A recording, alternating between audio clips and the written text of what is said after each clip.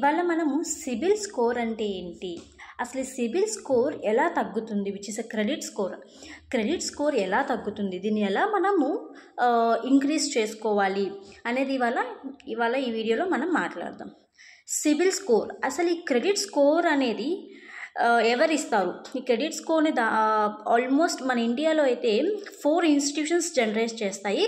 అందులో ఒక institution CIBIL. Okay, ఈ క్రెడిట్ స్కోర్ అనేది అసలు ఎందుకు ఈ క్రెడిట్ స్కోర్ అనేది అంత ఇంపార్టెంట్ అంటే, మన బ్యాంకులో లోన్ ఎలిజిబిలిటీ రావాలి అంటే ఖచ్చితంగా నీకు ఒక మంచి సిబిల్ స్కోర్ అనేది ఉండాలి. అంటే లైక్ మంచి సిబిల్ స్కోర్ అంటే ఎంత అంటే ఆల్మోస్ట్ 750+ కనుక ఉంటే అది ఒక మంచి సిబిల్ స్కోర్ అనమాట. సిబిల్ స్కోర్ అనేది 300 నుంచి 900 వరకు ఉంటుంది. దాని రేంజ్ 300 కనుక ఉంటే నీ రీపేయింగ్ కెపాసిటీ చాలా బ్యాడ్గా ఉంది అని, అలాగే నీ సిబిల్ స్కోర్ అనేది చాలా బ్యాడ్గా ఉందని ఇండికేషన్. అలాగే 750+ కనుక ఉన్నట్టయితే నీ రీపేయింగ్ కెపాసిటీ చాలా బాగుంది అని ఒక ఇండికేషన్ అనమాట.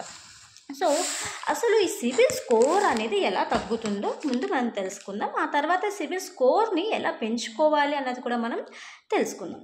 అసలు సిబిల్ స్కోర్ ఎందుకు తగ్గుతుంది అంటే దీనికి చాలా కారణాలు ఉన్నాయి. అందులో ఒక 3 పాయింట్స్ మీకు నేను చెప్తాను. లైక్ లోన్ కావాలి అని చెప్పేసి ప్రతి ఒక్క బ్యాంకుకి వెళ్ళి మనం అప్లై చేస్తూ ఉంటాము. సో మనకు తెలియాలి కదా ఏ బ్యాంకులో ఇంట్రెస్ట్ రేట్స్ తక్కువ ఉన్నాయి అనే విషయం మనకు తెలియాలి, ఎంత ఎలిజిబిలిటీ ఉంది అని మనం తెలుసుకోవాలి అని చెప్పేసి ప్రతి ఒక్క బ్యాంకుకి వెళ్ళి అప్లై చేస్తూ ఉంటారు. ఇలా ప్రతి ఒక్క బ్యాంకుకి వెళ్ళి మనం అప్లై చేస్తూ ఉంటే అప్లై చేసిన ప్రతిసారి వాళ్ళు నీ క్రెడిట్ స్కోర్ వాళ్ళు చెక్ చేస్తారు, ఎలిజిబుల్ క్రైటీరియా ఉందా లేదా అని చెప్పి చెక్ చేస్తారు.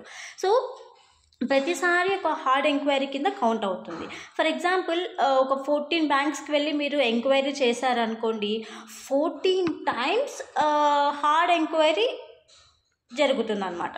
సో అలా చేయడం వల్ల మన సిబిల్ స్కోర్ అనేది తగ్గుతుంది. ఎందుకంటే మనం ప్రతిసారి బ్యాంకుకి వెళ్ళి బ్యాంకులో లోన్ తీసుకోవాలని ఒక ఇంటెన్షన్తో వెళ్ళి కానీ అక్కడ జస్ట్ ఎంక్వైరీ చేసి లోన్ తీసుకోము అంటే ఒక జెన్యూన్ కస్టమర్ కాదు తిను, ఒక జెన్యూన్గా లోన్ తీసుకోవడానికి రావట్లేదు అని ఒక మైండ్ సెట్ అనేది బ్యాంక్ వాళ్ళలో పడిపోతుంది అనమాట. సో అండ్ ఆల్సో మనము మల్టిపుల్ బ్యాంక్స్కి వెళ్ళి తెలుసుకోవడంలో తప్పేం లేదు, తెలుసుకోవాలి. ఏ బ్యాంక్ తక్కువ ఇంట్రెస్ట్ రేట్ ఇస్తుందో మనకు తెలియాలి కదా.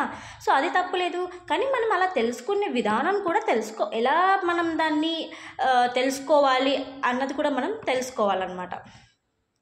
సో ఒకవేళ నువ్వు అలా తెలుసుకోవాలి అనుకుంటే ఈ ఎంక్వైరీస్ అన్నీ కూడా వితిన్ 14 daysలో కంప్లీట్ చేయడానికి ట్రై చేయండి.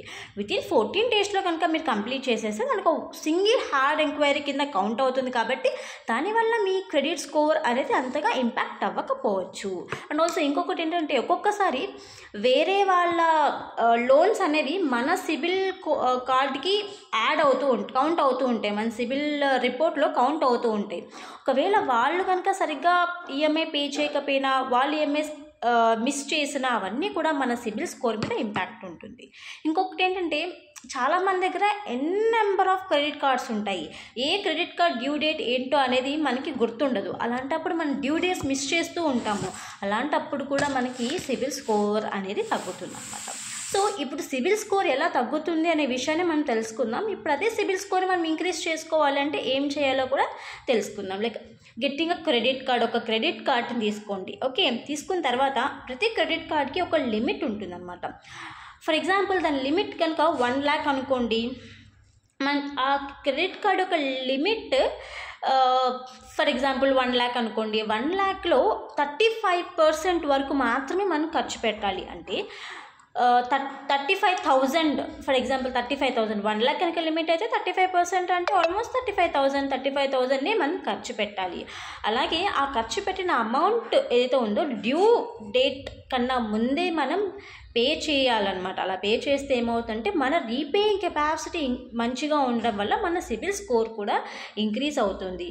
And also avoid taking too many loans or applying too many loans at a time. ఇలాంటి చేయడం వల్ల కూడా మన సిబిల్ స్కోర్ అనేది ఒక మంచి లైక్ 750+ 800 ఉంటుందన్నమాట. సో ఇప్పట్లో మంచి సిబిల్ స్కోర్ మెయింటైన్ చేయడం అనేది కూడా చాలా చాలా ఇంపార్టెంట్.